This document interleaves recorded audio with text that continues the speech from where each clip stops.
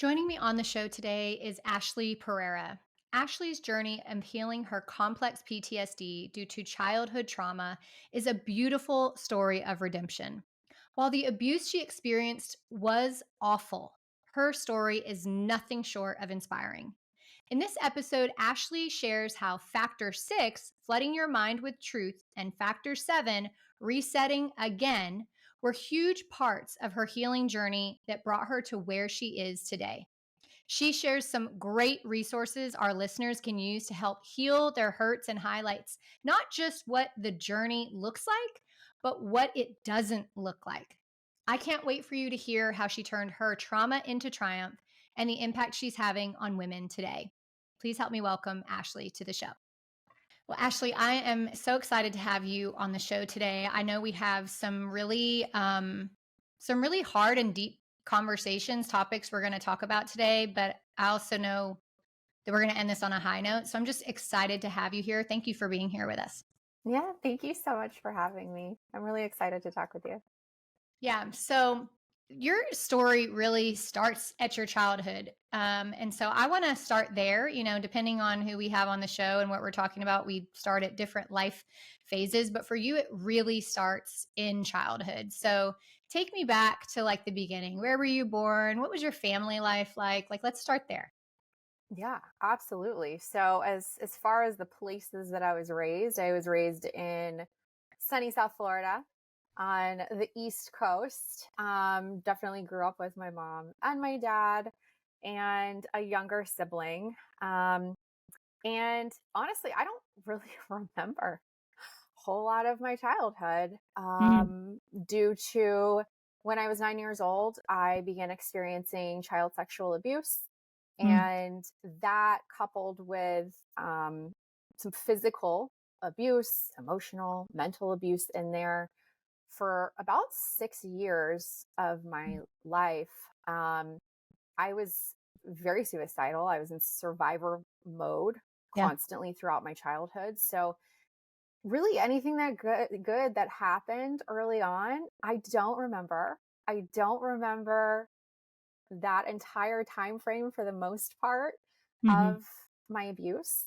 Um, I just remember what life started feeling like after that all ended. And um, I didn't really have a great relationship with my parents due to that or my family.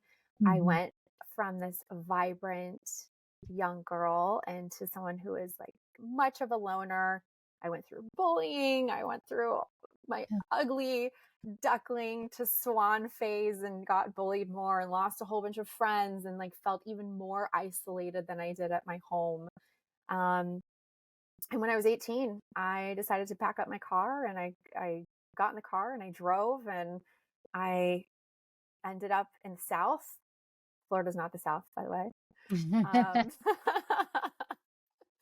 Um, but I ended up in Alabama and then Atlanta, Georgia, where I just fell in love with the area, I fell in love with the people. I spent most of my 20s in Atlanta, and that is where I really started discovering who I was, what I was Mm, like, what I wanted my mm. life to be like, what I wanted my family to be like, what I wanted my work to be like, how I wanted to feel every day. And I had a lot of experiences through that process. We can, go into any other area that you want just from there, but that is my upbringing Yeah. in short.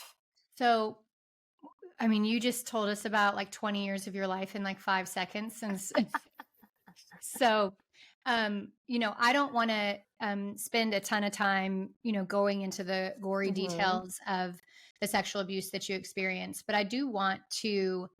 um, I do want to talk about that briefly because there are a lot of, unfortunately, people that I know, Yeah. I feel like everybody listening to this show probably either themselves or someone they know experienced childhood sexual trauma or abuse in some way, shape, or form, or whether Hmm. it was physical abuse or whatever. And um, a lot of people that I either personally know or my friends know or whomever, that's something that people kind of never get over, they say. Like it's Yeah. with you for life and it affects everything. And so I want to talk just a little bit. You don't have to go into a lot of details, but I'm curious of like, did your parents know what, like, how what was the situation like? Like, how did you get through those years? And then I want to talk more even about how this showed up in your adult life, but I'd like to go back to that part of the conversation if that's okay. Yeah, no, absolutely. And just for, perspective sake on the number of people who do experience it, it's 1 in 6 boys and 1 in 4 girls will Mm. experience some type of childhood sexual trauma before the age of 18. It's That's a crazy. lot It's a lot. of Yeah, people. that's why we all Um, know somebody. Yeah, it's yeah, awful. exactly. And, 70% of Americans are going to experience trauma in their life. Typically, that happens before the age of 50. Mm, Um, but yes, so my parents were aware. Unfortunately, my father was my abuser. mm, And this is just something that, right, without going into other details and, right, the mental health aspect of it and what was actually going on inside of our home, um, it was a very complicated situation. I personally loved being at school, mm. and I got very much into music during that time of my abuse, and then some. I Is would that an try to outlet be for at you? It was. It became a natural outlet, and looking back now, I did a lot of singing competitions. I was in voice, and looking back at that now, the music that I chose to sing for my competitions, I'm kind of like, why did no one catch on to this? Mm, Because I sang a lot of music about suicide, wow. um, and very dark mental health state. And I was, a 14, 15-year-old girl singing this stuff and Yeah. doing very well in my talent. But I spent as much Mm, time as I could at school. So I would take tutoring, I would join different musical programs, I would get voice coaching, I joined other programs outside of school as far as voice was concerned. I'd try to spend as much time at my friends' houses as possible, or mhm, have them spend as much time at mine as mm, possible. yeah. Um, Your mom knew that this was going on? Or no? she was told after the first instance, yes. Okay. And unfortunately, I am at the age that I am, and in the healing stage that I'm in. I'm 8.5 years into my healing. I have learned a lot about the patterns of things like child sexual abuse. Mhm, And I've learned a lot about the mentality of abused women or mothers of the abused, mhm, and their own self limiting beliefs that they have to deal with, and their own internal demons that they're battling. And, as a child, you have no idea what, in my instance, right, what my mother was going through, mhm. to make her make the decisions that she did to not pull me away from the situation. Um, but I do at this point in time have a lot of empathy for both of my parents. And I know Mm. people listening are going Yeah, to I'd love say, to know how you what? got to that point. 'Cause I'm Yeah. sure, that doesn't come naturally, and No. some people are never able to forgive or to, um, be able to even understand Yeah. how, whatever. So, I'd love to hear more about that process for you. So It it was sounds not a like natural process yeah, at yeah, all. It was a very forced process, to be honest. When I left my home when I was 18, this came back haunting me a few years later, and I mhm, had the opportunity to actually prosecute my abuser. And I won't get into details of that, but that prosecution process went over the course of like 3 or 4 years. oh my god, So I had to start, reliving this process. And during that time, for me, decided that regardless of the outcome, regardless of how the process went or how things were going to go for me or in the courts, um, I just wanted the opportunity to speak my truth and have people listen to me for the Yeah. first time in my life. Yeah. Because I had gone through my whole childhood being told to be quiet, be silent, don't speak. And as women, right, just getting into gender experience, as women, we're told that a lot, unfortunately, from the time that we're younger, too. So it was, double that. And I was given this spotlight opportunity to speak my truth. And that for me was a huge win in the beginning stages of my healing. But Mhm. healing is not linear.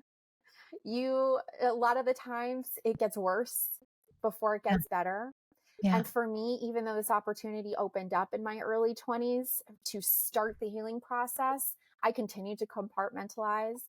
My mental health and my personal relationships actually got very, very bad over the course of several years. And I poured everything from my childhood experiences and what had been resurfaced, what had started to be resurfaced, I poured it into my work. And I Mm. became hyper vigilant, very successful entrepreneur, very successful in my career, working, 80, 90 hours a week. Like it was an obsession for Yeah. me to be perfect at my job and control whatever I could. And unfortunately, that came to a halt 8.5 years ago when I had my only adult suicide attempt. Mm. And I was forced into healing. I was forced to actually face my problems instead of continuing to push them down and compartmentalize them. And it was a very messy, very beautiful, very incredible process that I'm still Mhm. going through. And I Yeah. realize that I will be going through it for the rest of my life. Yeah. When you talk about, um, you know, the way that it affected your relationships, the way that it Mm. affected how you saw yourself, like took you to a point where you were considering taking your own life as an adult. I'm asking this out of really ignorance of lack of experience, but like, what are the things that you're carrying from that abuse that get you to a place where you feel like ending your life is possibly the best solution or is a way out or is whatever? Like, tell me how, like, what is happening in your own personal, your mind, your heart, your whatever around in your life where you're like, this, I think this is what I have to do. Is it a way of getting out of pain or is it a matter of saying, I don't even have any value here? Like, where is does your mind go in for that?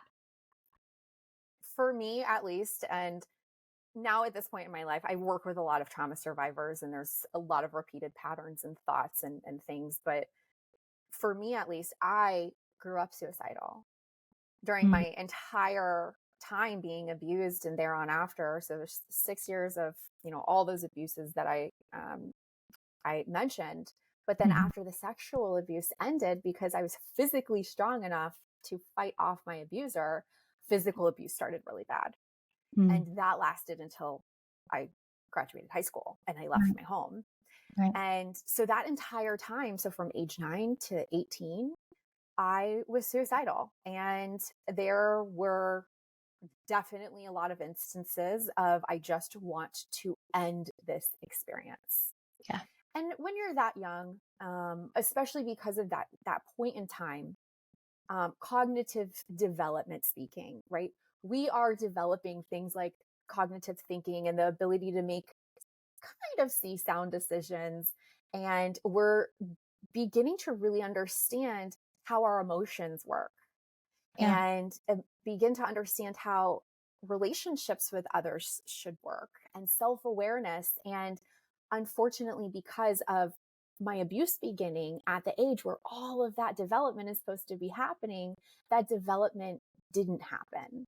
Yeah. And it went in the total opposite direction of teaching me that I am just here for other people, right? That Mhm. I don't have value. Mhm. And there must not be a grand, beautiful plan for me. And this is the bit, right? I'm not thinking this at 9, but Right. these are things that, looking back in perspective, and even as an adult going through like my 20s and starting to Yeah. revisit this abuse and have these things come back up, there are patterns that are repeated of falling into relationships, friendships, family, uh, romantic relationships, work environments, Mhm. where you fall into these environments that feel familiar, whether Mm. it's good or it's bad. And all I was used to as I was growing up was being abused, telling me I wasn't good enough, Right. being screamed at, telling me to be quiet, telling me to keep my mouth shut and not say my opinion, do Yeah. what I say. So these patterns that I learned when I'm supposed to be learning things like independent thinking, um, I just continue to live my life in those. So Yeah. every single area of my life, that's how I ran it. Yeah. So the work environments that I was in, I received that kind of experience where Mhm. bosses would scream at people and verbally abuse them and tell them Yeah. that they were horrible. Right. My romantic relationships set in those patterns as well. And continuing to go in those environments when in my heart, I'm like, okay, I don't feel like this is how life is supposed to be, but it's all that I keep experiencing. So Mhm. this world is terrible because I didn't know in my mind, because of not having that cognitive development and emotional intelligence, I didn't know this is not how it was supposed to be. I Right. just thought, okay, this world is terrible. I don't want to experience this. Like, this is awful. Yeah. And there was definitely things going on in the relationship that I was in my mid 20s that we actually started going to church to save our relationship. And I grew up Jewish and, going to synagogue sometimes, but I didn't Mhm. grow up in, a really spiritual or godly environment at all. And when I stepped into that environment to save my relationship, God interfered and he started saving me instead and Mhm. pulling things out of the depths of what I had tried to push down for decades at that point. Yeah. Yeah. And it was very confusing. And that whole process, and it only took 5 months of going to church and like hearing these things like, what? Someone loves me? What? I have a Yeah. purpose? How is this possible? This doesn't Mhm. make sense. This is not what people have been showing me and telling me for decades of my life. Yeah. It was very confusing. And being in a similar environment relationship while hearing these things, Mm. they just began to really confuse me. And Yeah. I got to a point where I was like, I don't have a purpose. Like, I don't know why I exist if I keep feeling this way and I keep receiving this. And Mm. it was decades of that right same patterns over and Yeah. over and over. And my boyfriend at the time walked in on my attempt. Mm. And even though our relationship was terrible, like it sucked, he interfered, like, thank God, and gave me the opportunity at 2 a.m. to call someone and have them come get me and force me into healing what he didn't even understand himself. He didn't know what was going on. Yeah.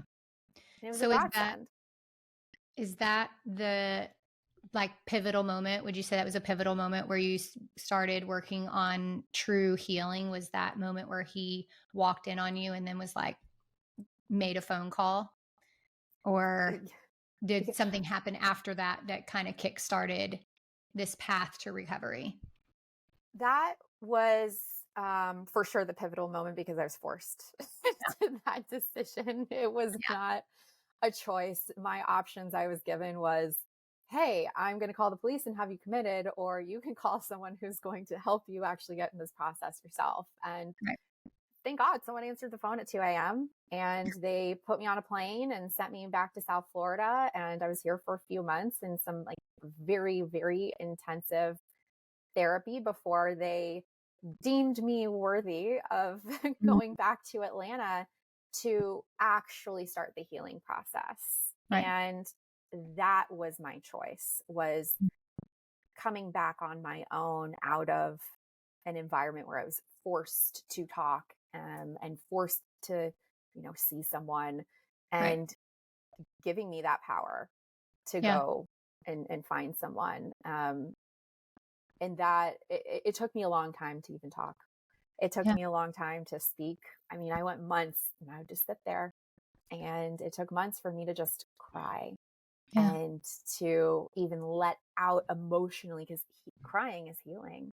If Yeah. we know anything about that power, it's your body's way of relieving stress that you have Mhm. been holding in.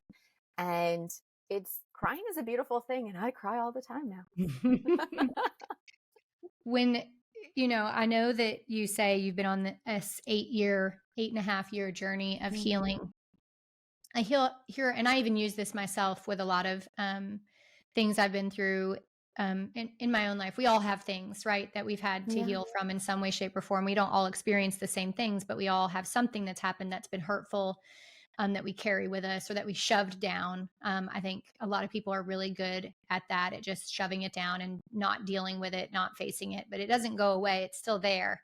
And it just pops up later in different ways in our life. And so when you say that you've been on this, healing path, like what does that mean? Like walk us through what that looks like and what that means, because I think that can mean something different for everyone, but I also think that there's people that are listening that maybe something you're going to share they haven't even thought about or considered or could be part of their healing process. And so I'd like to go into more of the details of what that even means, of like I've been on this 8-year journey of healing. What have you been doing? What have you been working on? Ooh, I've been working on my entire life. Without making this a 3-hour show, um, like, like just let's talk about what that looks like. Cause I think it's really easy. Cause and I say this because I once had, I was working with a counselor, after, as I was going through my divorce. And she kept saying, a lot of people won't do the work. And when you do the work, like you're going to be better. And I had to ask her, I'm like, what does that mean? Do the work, right? Mhm. Like, what does that even look like? And so when we say like, oh, I've been on this healing journey, I feel like sometimes people might be like, what does that even mean? What does that look like? So we don't have to spend 3 days talking about it because I'm sure we probably could, but I just want to go into a little bit more detail instead of using like this high level just term for it. So for me, and I'm sharing my own experience, um, healing every day means being able to identify love from God and love to myself, Mm-hmm. and seeing that truth in every single thing that I do. That's the very high level version of how I approach every single day, is how am I going to feel God's love, and how am I going to love myself throughout every moment of my day, Yeah. and challenging myself to not ignore anything anymore. That when something comes up, whether it's a feeling, right, an emotion, an activity that happens, an interaction with someone else, it could be just in my work every day. Being able to stop, assess, think logically, evaluate emotions in those moments, and become more emotionally intelligent through healing that portion of me, of my inner child, that never actually got that education. Yeah. So for me, it started with God. And my truth is that Jesus 100% has saved my life. He is the reason that I am here today. Yeah. And I've challenged God a lot through this process. I mean, Yeah. when I first got back home after my, couple months stint in Florida, just, on suicide watch, when I first got back home, I was like, all right, God, you want me to like continue to believe in you and you want to show me the way, then prove that you're real. Hmm. And I was absolutely that person. Like, I'm sassy when I want to be. And Mhm. I've always been very logically focused, right? This goes back to control Mhm. and being able to prove the black and white. And if 1 plus 1 is not two, then it cannot be real. And when this, ideal of God came up, I was like, prove it. Like, show me that you're real. Show me that this is even a thing. Yeah. And lo and behold, for me, every single time I've asked, okay, show me this. Like I remember one day I was sitting in my office and I don't know what came over me. It was shortly after I got back home. I was sitting in my office and I heard a voice that just said, Ashley, follow me. And I was like, all right, you want me to follow you? Then show me someone with a story like mine that is actually healed, that is actually Mm. happy, that is actually living their truth and living their life and they're fulfilled and they believe in you and they're not held back by their traumas anymore and they have healthy environments. Like I was so specific. Show Yeah. me this. Mm. And the church that I was going to at the time, they did this beautiful thing with the baptisms where they would record your testimony in advance and they would share it with the thousands of members live. And then you'd get baptized in front of 1,000 people. And then it would go up on their website and just like blast it out to several thousand more people. Right. And so I went on their website and I was like, show me, like, let's go. I went through probably 500 videos that day. I Oh was my just gosh. relentless. No joke, like, not even exaggerating.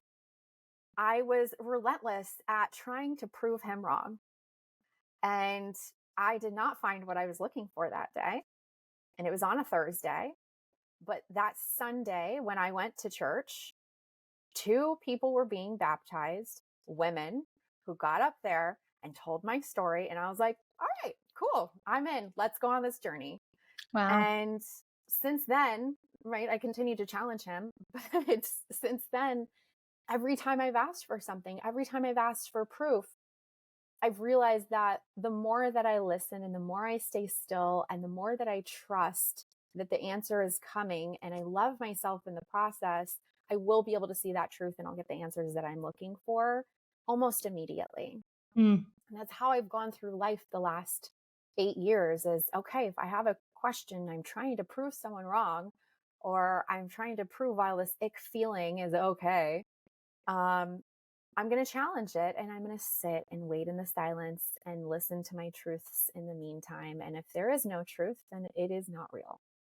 Yeah. We've had a lot of people on this show that part of their healing of whatever trauma or horrible experience they had in their life, a huge part of their healing came through faith Mm. and came through their belief in God and their belief in Jesus and following him. And um, you're probably, I don't know, second or third person that has brought up the fact that they didn't try to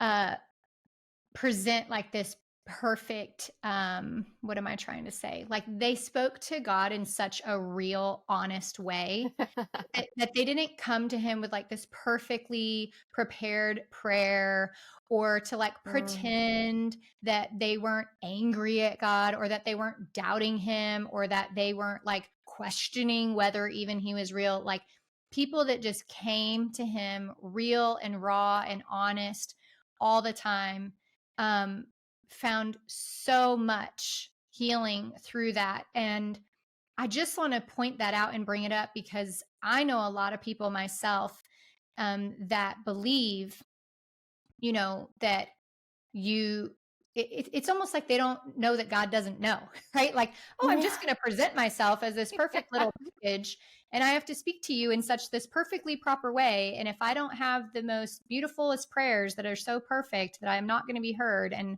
I'm bad if I doubt his word, or I'm bad if I Mm. question any of this, or there's something wrong with me, or whatever it is. Right. And so I love that you're just like, I was just as real and raw and honest as I could be. And he just kept showing up for me over Mm. and over and over again. And Every there is day. something so beautiful and healing about that when you can just lay it all out, like you said, even about crying, right? There's just this something about being just pouring everything out that's so honest, tears and all, the doubts and all, the whatever, right? And him showing he's not afraid of that, right? And Mhm. God shows up for that. And Mhm. so I'm really glad that you mentioned that because I think more people, whether they're believers or not, need to hear that like God can handle you. God can handle your doubts. He can handle your ugly. He can handle your pain. He can handle all of it. And there's a tremendous amount of healing that can come from that.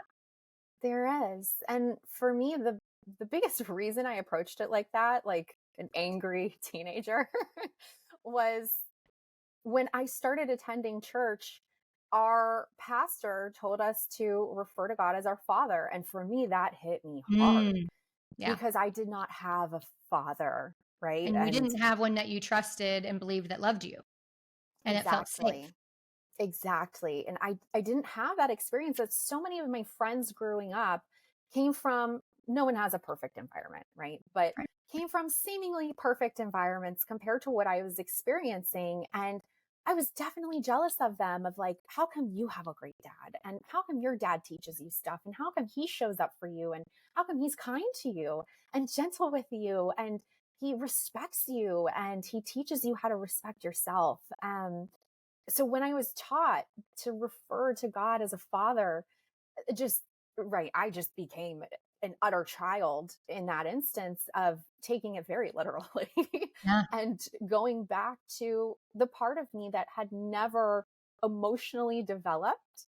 Mm, So I approached these situations as a preteen and a teenager going to dad and being sassy and complaining and just speaking my mind. And I still do sometimes where I'm like, what are you yeah. doing? This doesn't Yeah. make sense. But I think that that was a really powerful thing for me to be able to do of like, even if I don't have an earthly father, or even if I do have an earthly father, regardless of my relationship with him, I have one above and all around me all the time who's with me, who will understand me more than anyone else understands me and does before I understand myself. So I'm going to go to him first. Yeah. And my trauma therapist, I will say, was extremely instrumental in this process. Mm, She was a godsend. And I went through some really intense EMDR, intensive therapy, where I had to be in that for a year before I really started needing to back off of EMDR therapy wow. because I was diagnosed with complex PTSD Mhm. at the beginning stages of everything. And complex PTSD and PTSD are different. Mm, A lot of people do experience PTSD from traumatic situations, and all of that trauma is, regardless of you comparing yourself to anyone else, all that trauma is how you experience an event that happened to you. yeah. That's what trauma is. It doesn't matter what level of hurt or any of that Right. happens. How extreme of an event it was. It's basically how Exactly. you translated what that event meant to you. Yes. And so most people do experience some level of PTSD because there's a trigger there that's attached to that traumatic event and feeling. And PTSD is usually shorter term. Complex PTSD tends to happen amongst people who experience long term abuse Mhm. or long term experiences in their childhood, where it literally rewires your brain to thinking other things and not having any of that development that we're taught, or removing all of the development that we're taught. Yeah. And she was absolutely incredible in helping to push me towards God and towards faith and towards something higher than myself, and not rely on myself and think that I was, the end all be all Mhm. to all solutions of what I was dealing with. And she was incredible in that process. And I 100% not only believe in the power of Jesus, but I believe in the power of therapy. I think that as we go to the gym for our bodies, you should go to a therapist for your mind and to God for your spirit. Yeah. Amen. I love that. That's so good. Mm, For for people who are listening that don't know what EMDR is, I'm familiar with it, but I mhm. don't think that everybody who is listening is. Could you just tell briefly what EMDR is and why it's a good tool to use for trauma victims? Yes, and there are 3 tools now that are great tools for anyone who's gone through a traumatic experience. So there's EMDR, there's ART, and there's RTT.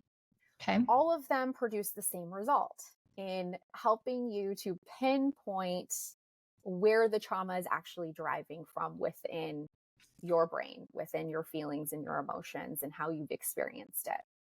So, all of them have the goal to rewire how you think about that experience and how Mm, you react from that experience. mm, They're different tools used. EMDR is the best way to explain it is that it is the rewiring of these experiences and how you are processing the behaviors from them through like rapid eye movement exercises. mhm. Um, and it's done over the course of a longer period of time. So there is a time investment, but they go very deep into where these things actually are derived from, which is Okay. why that's more so focused on people who have longer term traumatic experiences.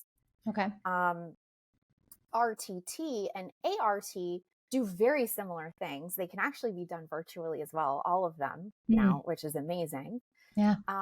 But ART and RTT are very similar tools that usually they can help the person who's experienced a traumatic event, whether it was, very short term, it was a one instance, and they can help to resolve these associations, the negative associations and triggers within 1 to 3 sittings with a therapist. So it's Wow. very quick, very short term. It's helped a lot of military veterans. It's Mhm. helped a lot of people who have gone through, a one off traumatic event, maybe a death that you're grieving that just has hit you really deep. That's the best high level way that I can Yeah. explain it Yeah. without getting into it. No, I think that's great, and it's good for people to that are listening to have some resources or something that they can at least go and look up and find. There's people all over the country. There's counselors and therapists all over the country that use these types of tools and resources to help you work through the trauma. So if you're hearing this for the first time and you're like, I don't know anything about this, just Google it. You can find like people in Yes. your local area, or even ask friends or family or other people. They'll probably have someone they can refer you to, or even just look up people in your area. So I'm glad that you mentioned that, because I think a lot of people, um, not many people have heard of those things, unfortunately, Right. and they don't know that it's available to them. And sometimes it can even feel like, I think people are a little bit scared of, like, well, what is that even going to be? Is it going to be some weird shock treatment, or, like, I mean, I remember I suffered from postpartum depression many, many years Mm, ago, but I remember a woman that I knew at that time, the way they treated her postpartum depression was shock therapy. They would literally hook this thing up to her head and shock her head with electricity. And wow. they thought that that was like the way to get rid of postpartum depression. And so obviously we don't do Wow. that anymore, but I think that there's still, some fears that people have out there about different treatments of, like, what is that even going to look like? And so none of this stuff is any of that. Um, and No.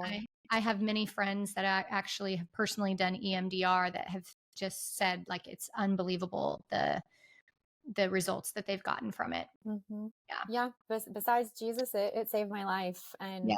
I will say, just as far as really good places to go in terms of any kind of mental health help, and these are things I talk about all the time. I have, in addition to 988, which is a crisis hotline that you can call or text, and they'll give you local resources and point you in the right direction Mm, where you are locally to finding the help that you need. There's 3 additional resources that I suggest. Better Help and Talkspace.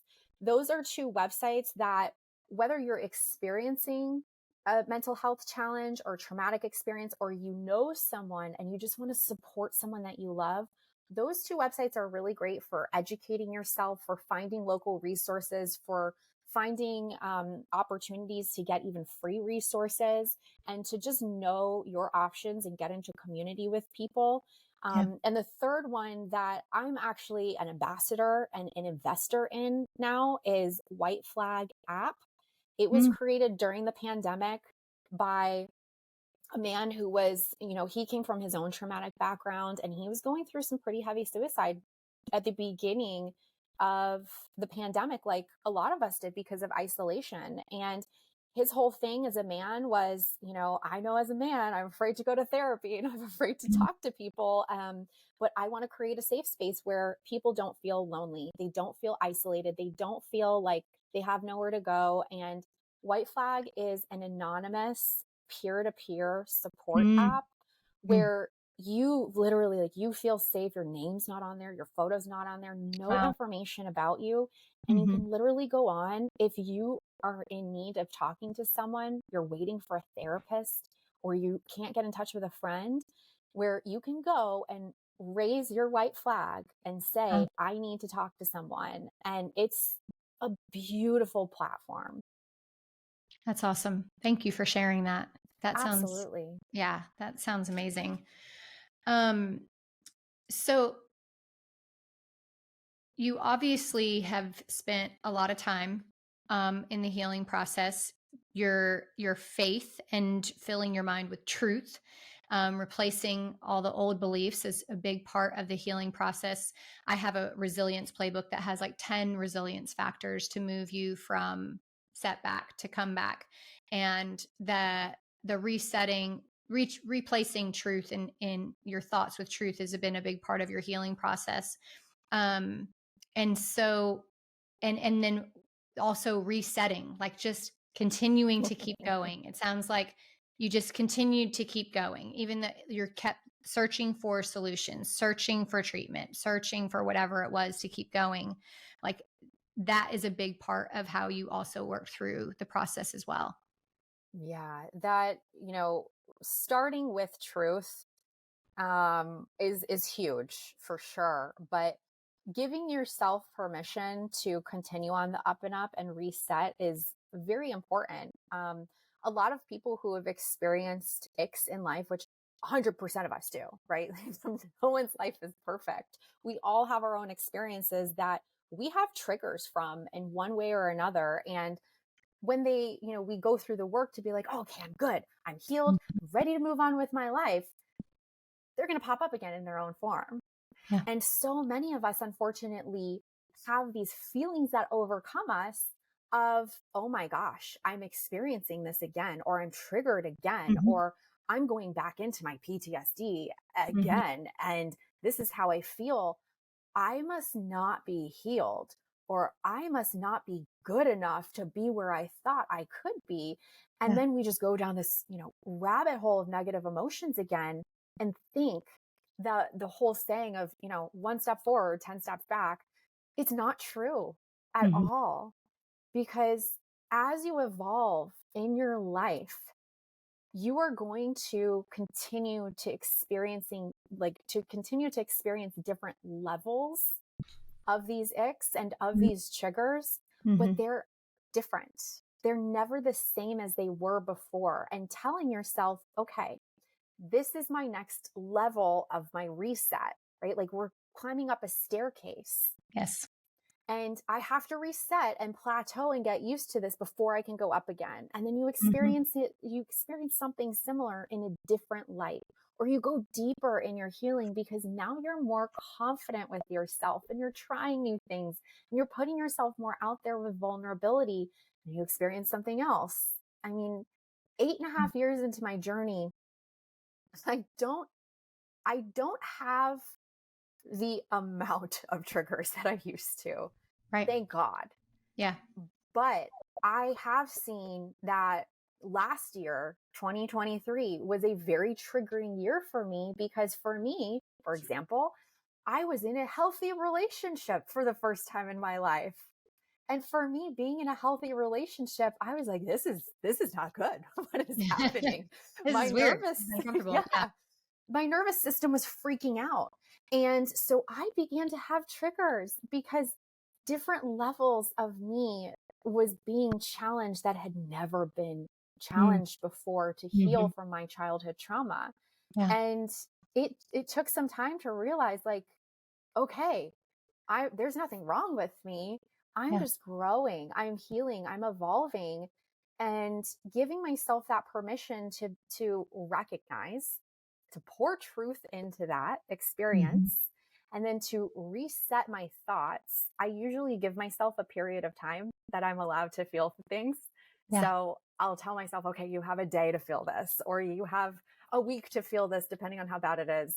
And then you're going to be done, and you're going to look at the truth, and you're going to push through this, and we're going to just start all over, and we're going to start fresh from where we're at right now, and pour in the facts of the situation and see how far we've come and continue to move up from there. yeah. I think that people expect healing to be a one-time occurrence that starts and ends, right? Hmm. And we want it to be like that. Yeah. Again, I remember when I was going through my own things and talking to my counselor and being like, when am I going to be happy again? Like, when am I just going to be normal again? Like, I need this to be over. Like, I need this to not keep popping up. Like, Right. how do we get there? Right. Like, I so badly just wanted to get on the other side of it. And there are things that pop up, and I had something happen recently, and I would just want to share this thought because somebody out there will benefit from it. But there's a trigger in my life, and when that would happen for me, it would send me on a downward negative, like sad, depressed spiral for like 3 weeks. It would Yeah. take that long for me to kind of move through it and like replace the lies with truth, like reset, right? And then I realized the last time it happened, which was in November, it took me 3 days. And Yes. I was like, that is healing. That is part of the healing process. That it didn't take me 3 weeks to Yeah. reset and pull myself out of this spiral. It took me 3 days. Yeah. And that is something to celebrate. That is progress. And that's really what healing is about, is like you said, we're making this progress towards growth. But the only way you can continue to grow is for there to continue to be circumstances that come up that take you Hmm. to another level of growth. Because it, like we said, it's not like there you start it and then you complete it and then you're good. There's layers, just like there's Hmm. layers of trauma and childhood pain and things that we're carrying. There's layers of healing.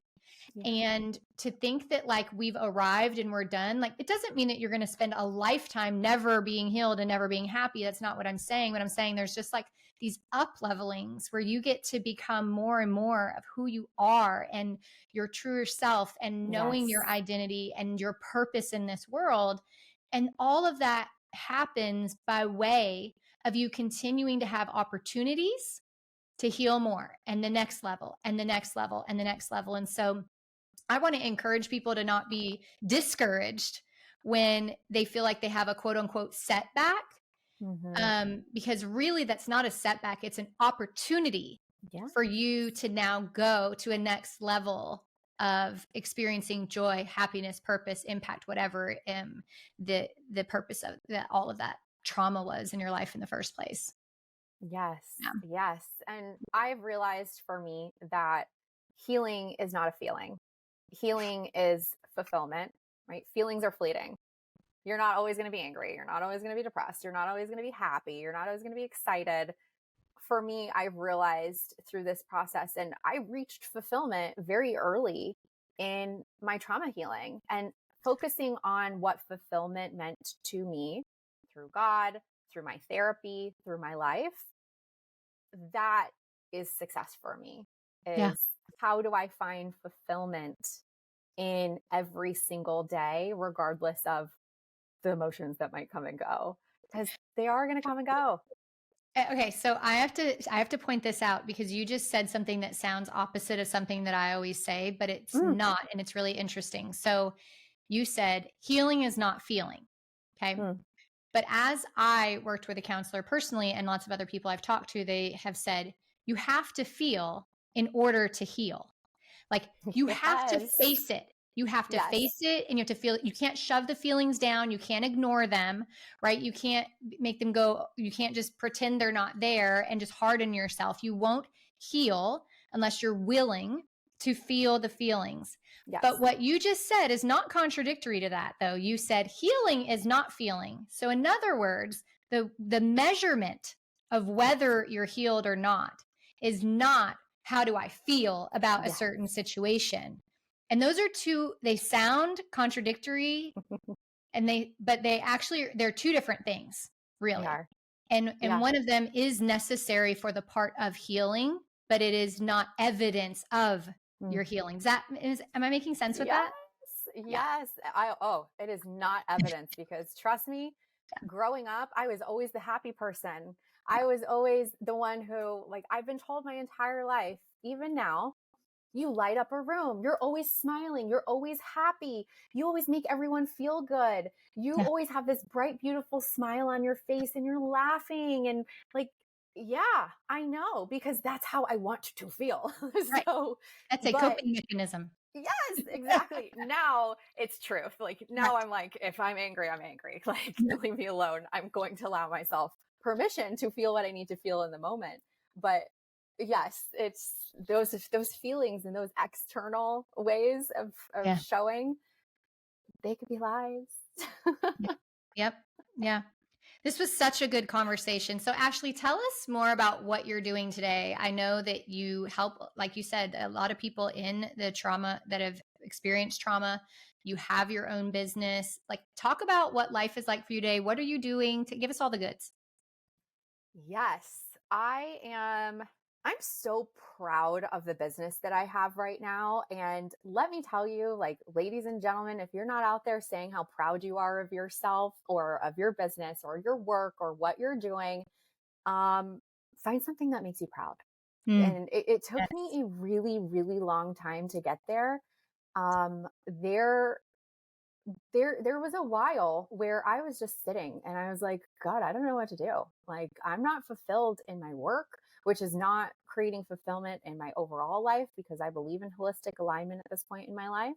Yeah. I want it to be good everywhere. I'm done compartmentalizing. I'm done with that toxicity. And I sat for about a year and I refused to take another job. I refused to take clients. I refused to go out and look for jobs or talk to employers. And I was just like, I'm going to sit and listen to God. And just disclosure, I was in a financial position to be able to do so. I Right. don't suggest everyone does that. Please don't quit what you're doing. Yeah. Um, but I sat for a while and I kept having this feeling like you need to help women like you and Mhm. you need to just do it. Like me in every sense of the word of what I've been through, what I think, what I experience, my work experience, my leadership experience, my confidence in certain areas and my lack of confidence in other areas. And maybe they're single moms and solo moms like I am. Maybe they've gone through toxic relationships, whatever that definition was. I had it kept like just like knocking at my door. We need to help women like you. And I was like, I don't know how, God. I don't even know what it's going to look like. I don't know Mhm. where to begin.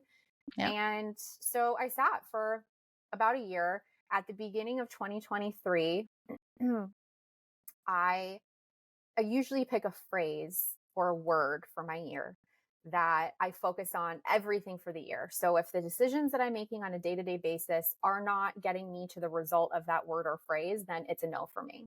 Yeah. And last year in 2023, my phrase of the year was screw it. And screw it in the sense of I'm I'm done listening to society. I am done playing the way that other people want me to play. I'm going to work with who I want, when I want, how I want, on what I want, for the money that I want. And people can have their opinions, but I'm going to do it my way and the way that God's telling me to. Yeah. And that brought me to a mastermind that I joined last year they were just absolutely incredible. It was full of these heart-centered, mission-driven business owners that genuinely wanted to make a difference in the people they were helping. And I was like, I've never seen a group of people like this Yeah. where everyone is like that. And big group of people. Like it's like over 200 people that are all dedicating their lives to changing the world around them through Mm, individuals. mhm. And I joined this mastermind and I joined and I was like, I just know I need to be here. And I still don't know what I want to do with my life. And I keep hearing this voice in my head saying I need to help women like me, but I was so afraid to. Yeah. So I kept trying to like think of ways that I didn't have to put myself out there and be vulnerable. Mhm. And 2 months into joining the mastermind, all of a sudden one day there was an aha moment of who cares? Just Mm. do it. Just help them. Be vulnerable. Put yourself out there. Say what you need to say. Speak your truth. And in late September, I announced that I was going to be solely focused on empowering and equipping entrepreneurial women who have experienced traumas, triggers, and mental health challenges to thrive in their business and life Wow. through my coaching. And I have Mhm. programs that help aspiring female entrepreneurs to start their businesses in my launch business bootcamp. And then I have a mastermind that I started because of my experience in this mastermind and the things that I loved about it. I brought those things that I loved into a 6 month experience for women who have businesses, but they haven't visited their traumas in the way that they need to thrive in finance Yeah. and in their financial life. And I get to work with powerful women and women who on the outside are just making moves and they are winning at life to everyone on the outside and they're Mhm. succeeding and they have powerful missions and they have plateaued in revenue or they are indecisive or they take anxiety driven action in their business because their traumas and their triggers and their anxieties are still affecting their ability to still be the best them. Yeah. And being able to put these women in a room together to be like, what? I thought you were amazing. You thought I was amazing. And we can just be ourselves and heal in business and in life and thrive and find alignment. I love what I do every day and the women that I work with every day. And it's just a really cool place to be at in my life. And it took me a really long time to get to a point where overnight there's a lot of people who are interested in working with me. Yeah. I love that. And I wanna say it didn't take a really long time. It happened exactly when it was supposed to happen. Yeah. And Yeah. hope You're totally right. yeah, it happened exactly when it was supposed to. Yeah. Well, that's beautiful, and I'm so excited for you. So people who are listening that are like, "I need some of that," how do they find you? How do they get in touch with you? Where would you like people to go? I have two key places that you could go to get in touch with me. The first is LinkedIn. I live there. I am the woman on LinkedIn having very uncomfortable mental health conversations, Amazing. inviting business owners to talk about mental health. So you can just search my name, which is Ashley Pereira, and I'm sure you guys will We'll put a share link that in the show link. notes. Yeah. And the other place is, if you're a current or aspiring female founder, entrepreneur, whether it's a side gig you want to start or you're looking to turn your side gig into a quote unquote real business or scale your business, my website for my company, Ivory Gold, is the best place to go and schedule a consult with me and just get to know each other. And I can give you free advice in your next steps of what I suggest, even if you decide not to work with me. That website is ivrygold.co. Those are the two best ways. I want to talk to you. I want to know you. I want to support you. I believe in women's empowerment. And I believe that when we uplift each other and we step on each other's stages, we will genuinely have the power to change the world. And I want to create spaces, and I am creating spaces for that. Yes. Yes, I love it. Ashley, this was really a joy to talk with you and to see the journey that you've been on, and you've taken something that was awful, just to be blunt, and probably felt hopeless at times, and now you're changing the world and you're helping make an impact for women everywhere, and that trickles down to their children, their spouses, their Mhm. communities. And so the huge difference you're making, just thank you for being on the show, thank you for being here and sharing your story with us. Thank you. I'm so honored. Thank you for joining me on today's episode. This story was a remarkable testament to human resilience, courage, and perseverance. To help you manage the ups and downs of your own life journey, I have a special gift for you called the Resilience Playbook. This free guide includes 12 resilience factors that gave me hope, inspiration, and empowerment during some of my darkest times. Whether you're navigating the ups and downs of a relationship, maybe you're facing unexpected twists in your career or your business, or you're tackling personal health challenges, whatever that challenge is in your life today, this playbook will equip you with the tools you need to strengthen your resilience muscle. To get your copy, find me on Instagram and send me a DM with the words playbook, or you can simply click the link in the show notes. Before we part ways today, I want to remind you that you can do hard things and that strength lies within you just waiting to be unveiled. I hope you'll carry the lessons shared today with you as you grow, evolve, and strengthen your resolve. If you enjoyed this episode, be a good friend and share it with someone you know could use it. And don't forget to subscribe so you never miss an update. Until next time, take care, my friend.